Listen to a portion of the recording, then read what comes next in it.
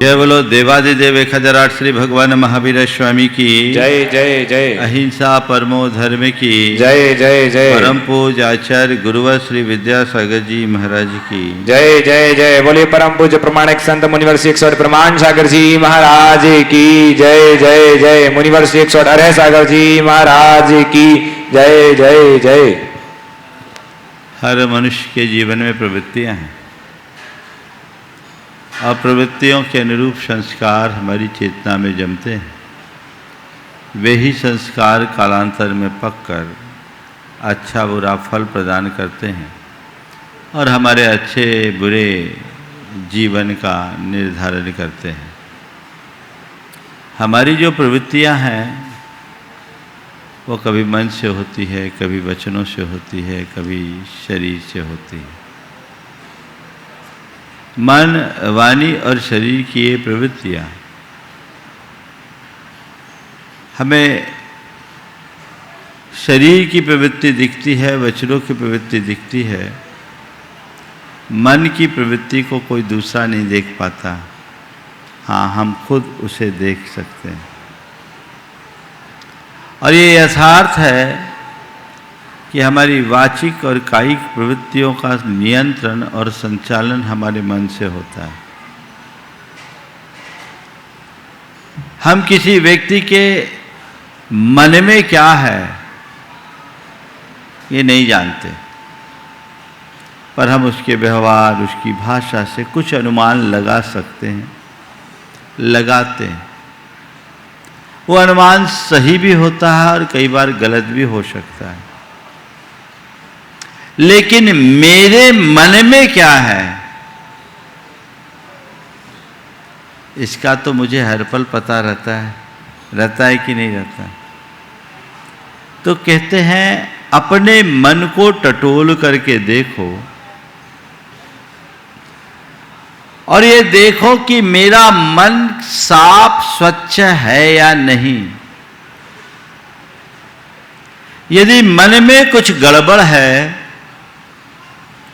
तो वचनों और व्यवहार में भी गड़बड़ी होगी और वो हमारे संपूर्ण जीवन को बिगाड़ देगी।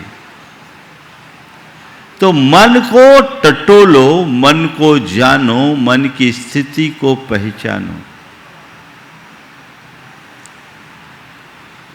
जैन दर्शन में मन पर काफी काम हुआ। मन का कई स्तर से विश्लेषण हुआ और मन की स्थिति को नापने की साधन भी बताए गए।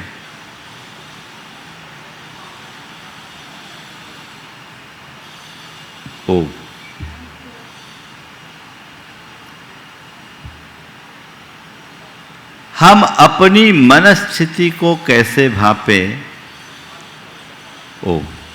अपनी मनस्थिति को कैसे नापे? बैठा दो, बैठना चाहिए। निवेदन करो। अपनी मनस्थिति को हम कैसे नापें? कैसे जाने कि अभी मेरी मानसिकता कैसी है? सामान्य रूप से हर व्यक्ति अपनी मानसिकता को सही ठहराता है और उसी अनुरूप जीवन जीना चाहता है। पर संत कहते हैं तुम चाहे अपना कैसा भी मूल्यांकन क्यों ना कर लो, तुम अपने आप को चाहे जैसा क्यों न समझ लो, पर जीवन तो तुम्हारा वैसा ही होगा जैसे तुम हो। उसे समझो और उसको समझने के लिए जैन मनोविज्ञान में एक शब्द आया है, वह है लेश्या। लेश्या, लेश्या का बोल चाल में अर्थ होता है रंग। पर यहां लेस्या को हमारे मन से जोड़ा गया। हमारी जितनी भी प्रवृत्तियां हैं वो सहज नहीं है। हमारी प्रवृत्तियां हमारे कषायों से, अंदर के आवेग संवेग से प्रेरित होती है, और कषाय रूप विकार से प्रेरित प्रवृत्ति का नाम ही लेस्या है। यानी हम जो प्रवृत्ति कर रहे हैं इसके पीछे की जो शक्ति है उसे पहचानो और उसके आधार पर जानो कि मैं कहाँ हूँ, मेरी स्थिति क्या है, और इसे लेस्या के नाम से जाना जाता है। लेस्या के अनुरूप कर्म का बंध होता है। मेरी कहाँ कैसी मानसिकता है ये जब तक मुझे स्पष्ट ना हो तब तक मैं अपने जीवन में सुधार भी नहीं कर सकता। शास्त्रीय परिभाषा के अनुसार यदि मैं बात करूं तो कषायों से रंगी हुई प्रवृत्ति का नाम लेस्या है। यह अंतर में चलता रहता है। आचार्य कुंदकुंद ने पापात्मक वृत्तियों की चर्चा करते हुए कहा, सन्नाओ तिलिस्सा, सन्नाओ तिलेशा, इंद्रिय वसदाय अट्ठरुद्धानि, नानम च दुप्पउत्तम, मोहो पापवदा होदी। कल मैंने आप सबसे संज्ञा की बात की थी। आज उसके बाद 3 लेस्याओं की बात है। जैन परंपरा में 6 लेस्याओं की चर्चा है। आप लोगों ने मंदिरों में बहुत सारे चित्र देखे होंगे, हैं? देखे ना, एक पेड़ में एक व्यक्ति है जो पेड़ को मूल जड़ से काट रहा है, दूसरा उसकी टहनियाँ तोड़ रहा है, तीसरा है जो उसके गुच्छे चुन रहा है, और चौथा है जो तीसरा है जो छोटी छोटी शाखाओं को तोड़ रहा है, चौथा है वो गुच्छे तोड़ रहा है, और पांचवा है जो पके फलों को तोड़ रहा है, और छठवां है कह रहा इतनी मशक्कत करने की क्या ज़रूरत, जितने फल नीचे गिरे हैं हमारा पेट तो उससे ही भर जाएगा, वो केवल गिरे हुए फलों को बीन रहा है।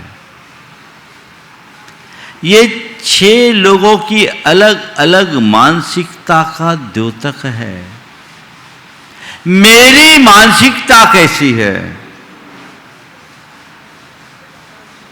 आज 4 शब्दों से अपनी बात आगे करूंगा। अंतरंग, रंग, तरंग और ढंग, ये 4 शब्द हैं। अंतरंग, रंग, तरंग और ढंग। अंतरंग यानी हमारी अंतश्चेतना। इस चेतना में कषाय का रंग भरा हुआ है, विकारों का रंग भरा हुआ है। ये रंग बनता बदलता रहता है, और इस रंगों के कारण हमारी प्रवृत्ति की तरंग आती है। अपने मनस्थिति को टटोल कर देखो, हमेशा एक रूपता रहती है क्या? पल में तोला पल में मासा वाला हाल होता है। कभी उभार तो कभी उतार, कभी बहुत अच्छे भाव होते हैं और कभी एकदम खराब। मन का अंतरंग का रंग बदलता रहता है। हमने एक प्राणी ऐसा देखा है जो अपना रंग बदलता है, उसे बोलते हैं गिरगिट, है ना? गिरगिट रंग बदलता है, संत कहते हैं गिरगिट को रंग बदलने में फिर भी वक्त लगता है, मनुष्य का रंग कब बदल जाए पता ही नहीं लगता। बदलता हुआ रंग दिखाई पड़ जाता है, लेकिन मनुष्य के रंग का परिवर्तन का उसे खुद आभास नहीं होता। क्या पता कब कौन सा रंग बदल ले। ये हमारे अंदर के कषायजन्य संस्कारों का परिणाम है। तो जैसा रंग वैसी तरंग,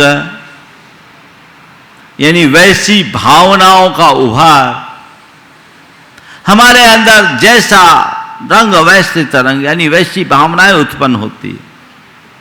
उसी दिशा में लोग आगे बढ़ते जाते हैं, उस अनुरूप जीवन ढाल लेते हैं। तो हमारे जैसे संस्कार वैसे इमोशंस आएंगे। कषायों का संस्कार जन्म जन्मांतरों से हमारी चेतना में जमा हुआ है, तो उसी अनुरूप तरंग यानी हमारी वैसी ही भावनाएं जन्मती है। जिनके कषायों का स्तर प्रबल होता है, उनके अंदर नकारात्मक भावनाएं ज्यादा उभरती है। वो अशुभ लेशा वाले होते हैं। और जैसी भावनाएं होती है, जैसी तरंग होती है, वैसी उनके जीने का ढंग हो जाता है, यानी वैसी उनकी प्रवृत्ति बन जाती है। तो अंतरंग, रंग, तरंग और ढंग, ये चारों बातों को ठीक तरीके से समझने की जरूरत है। हमें अपने जीवन का ढंग बदलना है, तो तरंग ठीक करो। तरंग को ठीक करना है तो रंग को ठीक करो, और रंग को ठीक करना है तो अंतरंग ठीक करो। अगर हम इसे पलट कर कहें तो अंतरंग सुधरा तो रंग बदलेगा, रंग बदलेगा तरंग बदलेगी, और तरंग बदलेगी तो ढंग सुधरेगा। ये सब चीजें भीतर से है। अपने अंतरंग को संभालना है। आचार्य कुंद ने 3 लेशाओं को पापात्मक कहा है ना। तो 3 लेशाएं पुण्यात्मक होगी। मैं चर्चा करना चाहूं तो 6 लेशाओं पर विस्तार से 6 दिन चर्चा कर सकता हूं, लेकिन अभी मुझे आचार्य कुंद के वाङ्मय को विस्तार देना है। तो केवल इन अशुभ लेशाओं की हल्की से चर्चा करूंगा, और फिर कभी आपसे 6 लेशाओं की विस्तृत चर्चा करूंगा, क्योंकि पिछले साल मैंने 6 लेशा की चर्चा की थी, इसलिए दोहराऊंगा नहीं। आज अभी आपको कैसे अपने अंतरंग को बदलना है। लेशा एक रंग है, अब उस रंग को हमें खत्म करना है, तो क्या करो, डाइल्यूट करना शुरू करो। गाढ़ा रंग है तो गाढ़े रंग को अगर हमें साफ कम करना है तो क्या करो, पतला करो। पतला करो यानी पानी मिलाते जाओ, पानी मिलाते जाओ, पानी मिलाते जाओ, पानी मिलाते जाओ, और खूब सारा पानी। मान लो कहीं काला शाही है, काली शाही है, हाँ, मान लीजिए एक 10 ml काली शाही है, आपने उसमें 50 ml पानी डाला, शाही डाइल्यूट हुई। 1 लीटर पानी डाल दिया और डाइल्यूट हुई। 10 लीटर पानी डाल दिया और डाइल्यूट हुआ। और 100 लीटर पानी डाल दिया और डाइल्यूट, और 1000 लीटर डाल दिया तो आपको लगेगा ही नहीं कि इसमें कोई रंग था। बात समझ में आ रही है? तो 3 लेशाएं कृष्ण, नील, कापोत, जो उत्तरोत्तर डाइल्यूट होते हैं। और उसके बाद है पीत, पद्म, शुक्ल, जो और निर्मल होते जाते हैं। काली शाही में हमने पहली बार पानी डाला, शाही हल्की हो गई, यानी कृष्ण से नील में आ गए। दूसरी बार पानी डाला और स्याही हल्की हुई, लेकिन अभी भी कालापन दिख रहा है। एकदम डार्क था, डार्क से थोड़ा नेवी ब्लू आया, अब कबूतरी कला कपोती यानी कबूतर के रंग जैसा हो गया, ग्रे कलर आ गया। लेकिन और हमने पानी डाला और पतला हो गया वो पीत, और पतला हो गया पद, और इतना पानी डाल दिया कि काली मां का असर ही नहीं। यह है शुक्ल लेशा, समझे? तो अपने अंतरंग के रंग को अगर साफ करना है तो क्या करो? रंग तो चढ़ा है, जन्म जन्मांतरों से चढ़ा है, उस रंग में क्या करना है? कुछ नहीं करना है, ज्ञान और भावना का पानी डालते जाना है। कषाय के रंग को अगर डाइल्यूट करना चाहते हो तो ज्ञान और भावना का जल उस पे डालो, तब तक डालते रहो, तब तक डालते रहो, तब तक डालते रहो, जब तक कि वो पूरी तरह निर्मल ना हो जाए। यही इन लेशाओं को समझने का प्रयोजन है। तुम्हारी अशुभ लेशाएं तुम्हारे जीवन को विकृत करने वाली है, उसके प्रति सजग हो जाओ, सावधान हो जाओ, संभल जाओ। अब लेशाओं के लिए मैं एक दूसरा उदाहरण देता हूं। एक व्यक्ति है जो न तो खुद धर्म करता है न किसी को करने देता है, न धर्म करता है न करने देता है, पहला। दूसरा है जो खुद धर्म नहीं करता पर करने वाले को रोकता नहीं। बहुत से लोग हैं ऐसे, बहुत से ऐसे लोग हैं जो खुद धर्म नहीं करते पर अपनी दूसरे के लिए रोकते नहीं है। भैया तुम जानो, तुम्हारा काम जानो, तुम्हें जैसे जीना है तुम जियो, हम तुम्हारे लिए रोक टोक नहीं करते पर हमको नहीं बोल सकते। तीसरा, धर्मी का साथ तो दे दे पर धर्म ना करे। बहुत से ऐसे लोग हैं जो अपनी धर्मपत्नी को मंदिर लाके छोड़ देते हैं पर खुद मंदिर नहीं आते।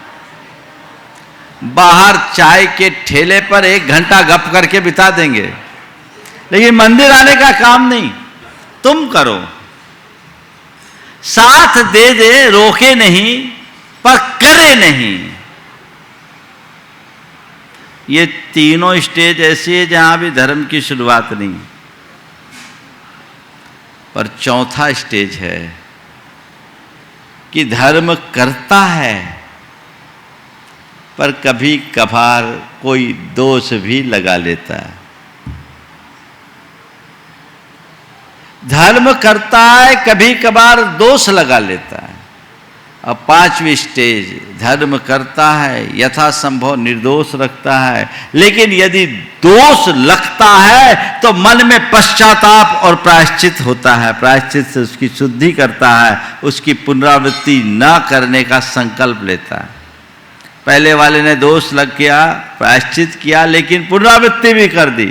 दूसरे के मन में दोष लगने पर पश्चाताप का भाव आया और भाव आने के बाद उसने उस दोष को साफ किया, प्रायश्चित लिया। पर 6वीं स्टेज है, धर्म करता है, निर्दोष करता है, उसमें दोष भी नहीं लगने देता। ये शुक्ल लेशा है। उत्तरोत्तर विशुद्धि के परिणाम को हम इन लेशाओं से जान सकते हैं। तो इनमें से 3 लेशाओं को पापात्मक कहा, कृष्ण नील कापोत। अगर तुम्हारे व्यक्तित्व में इस तरह के लक्षण दिख रहे हैं तो समझना तुम्हारा जीवन अधोगामी है। सबके लक्षण दिए हैं शास्त्रों में। कृष्ण लेशा वाला कौन, नील लेशा वाला कौन, और कापोत लेशा वाला कौन? जानना चाहेंगे आप लोग? कब कृष्ण लेशा? कृष्ण लेशा यानी काली, मन की कलुषता का चरम। क्या है? प्रचंड स्वभाव होना। चंडोल मुयई वेरम, क्रोध होना और क्रोध की मूर्ति बन जाना।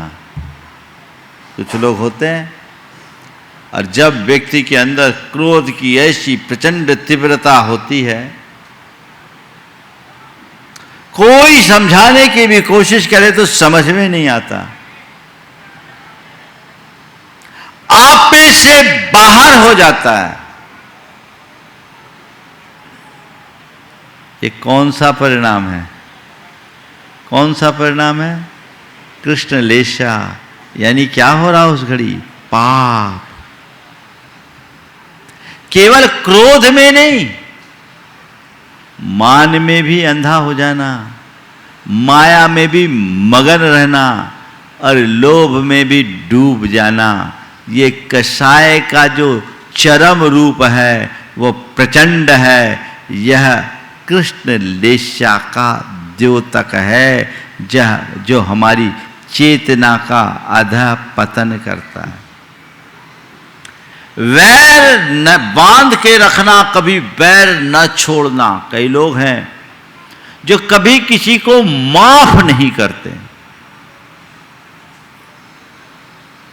कभी किसी को माफ नहीं करते। ये क्या है? कृष्ण लेशा के परिणाम है। धर्म और दया से शून्य परिणाम, निर्दयता, निष्ठुरता और क्रूरता का भाव। ये कौन सा परिणाम है? बोलो क्या? बोलो तो। कृष्ण लेशा है, यानी पाप का प्रगाढ़तम रूप। मन में इसे कभी मत आने दो, यह आत्मा में कालिख भरने वाली है। कृष्ण कहा ही इसको हो जो काला हो, यानी अंदर आत्मा को, चेतना को कालिमा से भर दे, वो कृष्ण लेशा। फिर नील लेशा,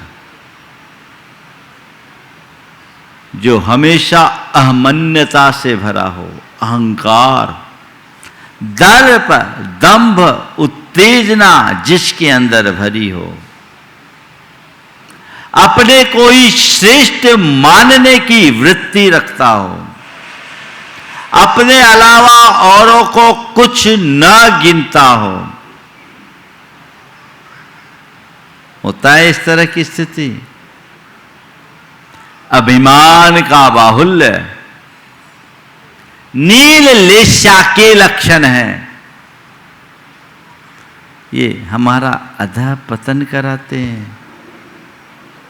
उस समय व्यक्ति को कोई होश नहीं रहता, लग गया सो लग गया, उसकी सोच ही वैसी विकृत बन जाती है और उसी दिशा में वो चलना शुरू कर देता है। ऐसा नहीं होना चाहिए। अपने अंतरंग को टटोल करके देखो कि ऐसा है। दूसरों के दोष देखने की वृत्ति, निंदा करने के भाव, ईर्ष्या और मात्सर्य से भरे रहने की बात, ये सब चेतना का निम्न रूप है। ये पापात्मक वृत्ति है, घोर नकारात्मकता है, चित्त को कलुषता से भरने वाले परिणाम हैं। ये पाप है और इसकी छाप एक बार आत्मा में पड़ जाए तो कई जन्मों तक हमें भुगतना पड़ता है। इससे हमें पूरी तरह बचकर रहना चाहिए। और तीसरा रूप है अपनी प्रशंसा करने की वृत्ति, अपनी प्रशंसा सुनने की आदत, और कोई प्रशंसा कर दे तो उसके लिए सब कुछ लुटा देने को भी तैयार।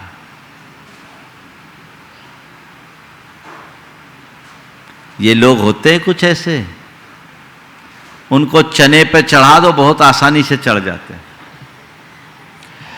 वे हमेशा आत्मख्यापन की वृत्ति से जुड़े होते हैं। और जो व्यक्ति अपनी प्रशंसा को पसंद करता है ना, वो दूसरों की निंदा से भी जुड़ा रहता है। अपनी प्रशंसा और औरों की निंदा की वृत्ति व्यक्ति की चेतना के स्तर को अत्यंत निम्न स्तर पर ले आती है। तो इस तरह के कुपरिणाम पापात्मक है, ऐसा समझना चाहिए। आप देखिए कैसे कैसे भाव होते हैं लोगों के। अभी एक परिवार आया,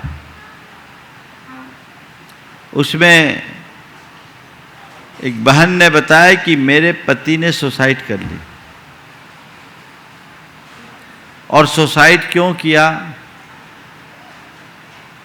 भाइयों से अनबन थी, विचार नहीं मिलते थे, और बार बार कहता था कि मैं मर जाऊंगा, मैं मर जाऊंगा। भाइयों के मन में एक ख्याल था, जो ऐसा बोलता वो कुछ कर नहीं सकता। वो घर छोड़ करके चला गया। किसी ने उसको फोन भी नहीं किया, किसी ने कोई फोन भी नहीं किया। सोचा अपने आप आ जाएगा।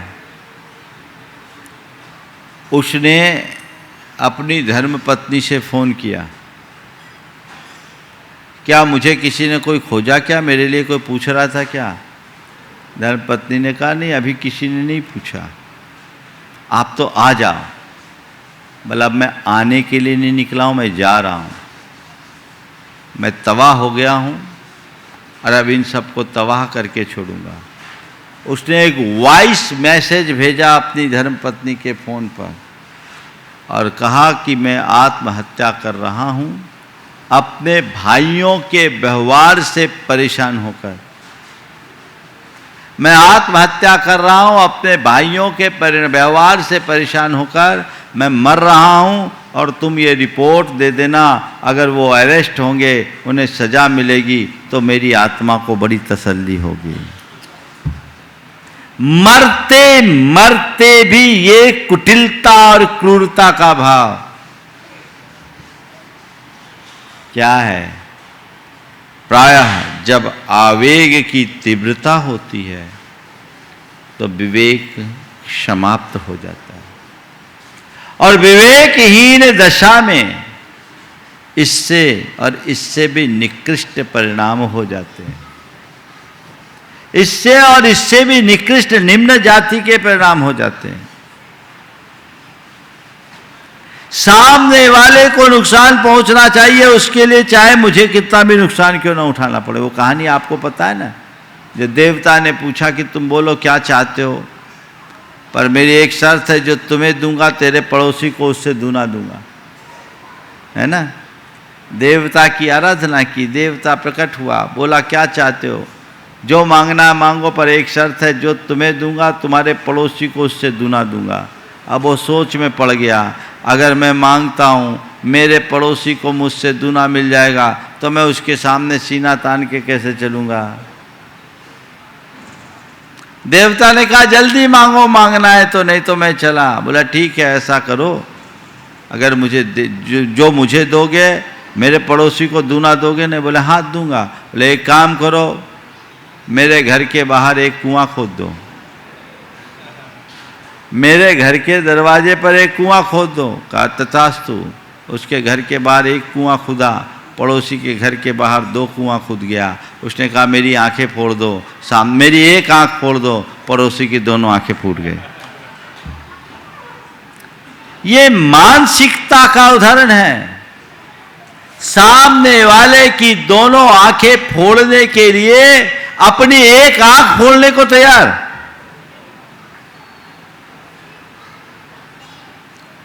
सामने वाले को नुकसान पहुंचाने के लिए खुद का बड़ा नुकसान करने को राजी। होता है ऐसा? ये क्या है? ये पाप है, इनसे बचो।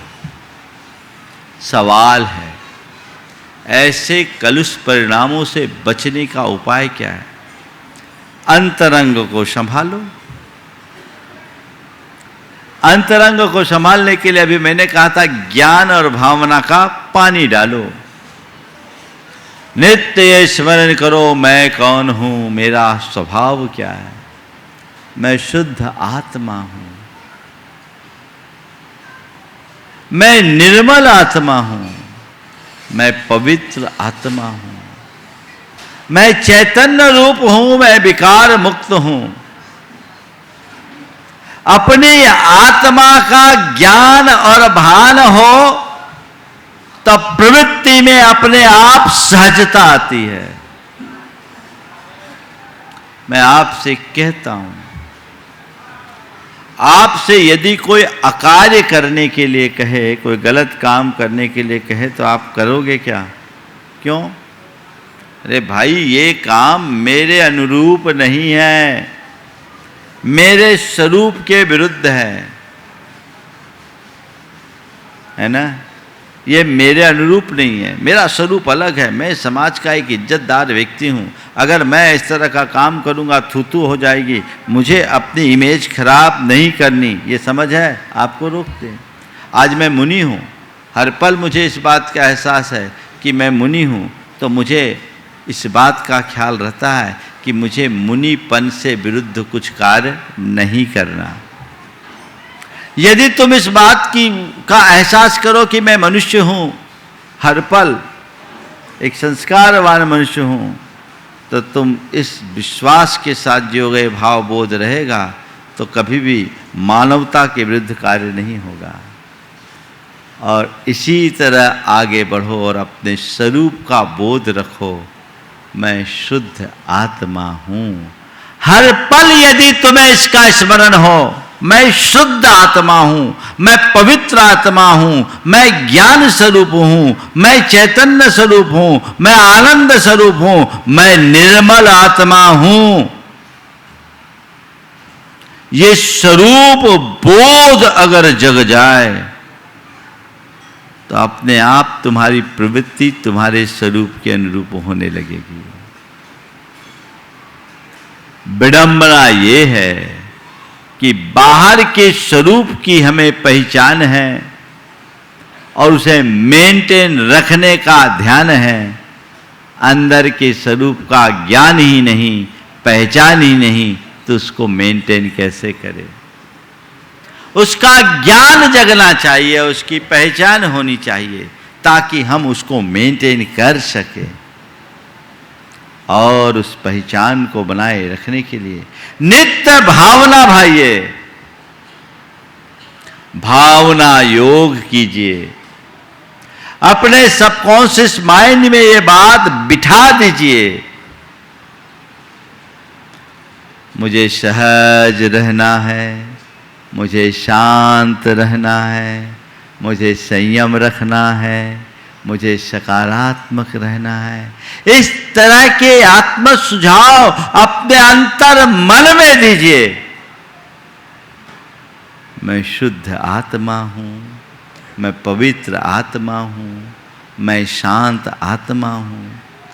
शुद्धोहम, बुद्धोहम, निरंजनोहम, सोहम जैसे सूत्रों को बार बार दोहरा करके यदि हम अपने अंतर मन में बिठा दें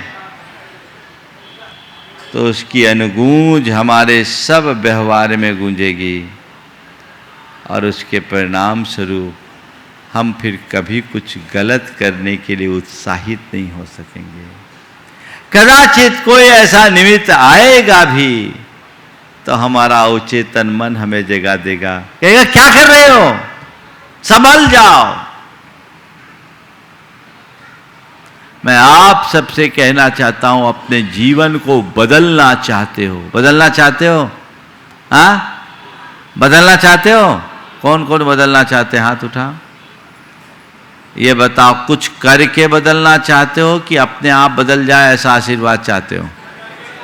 हाँ, कुछ करके ना, तो क्या करोगे, गोरख धंधा। अपने आप को बदलना चाहते हो तो कुछ करो, नियमित भावना योग करो,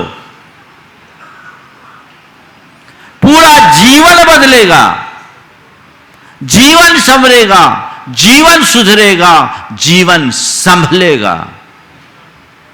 चाहिए तुम कितना पूजन पाठ करते हो, कितना व्रत उपवास करते हो, कितना त्याग तप करते हो, कितना दान पुण्य करते हो, कितनी तीर्थ यात्रा करते हो, ये सब एक तरफ, तुम अपने आप को भीतर से कितना बदलते हो ये एक तरफ। संकल्पित हो, इन सब बातों को जानने का एक ही प्रयोजन है, जीवन का रूपांतरण। मैं तो इतनी बात जानता हूं, गंदा कपड़ा हो उसको साफ करने के लिए क्या करते हैं आप? हाँ, साबुन से रगड़ रगड़ के धोते हैं।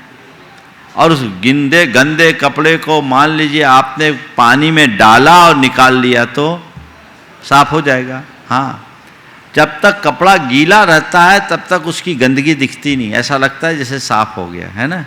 गंदे कपड़े को पानी में डाला, निकाला, ऐसा लगता है कि कपड़ा साफ हो गया, लेकिन जब वो कपड़ा सूखता है तो उसकी सारी गंदगी उभर आती है।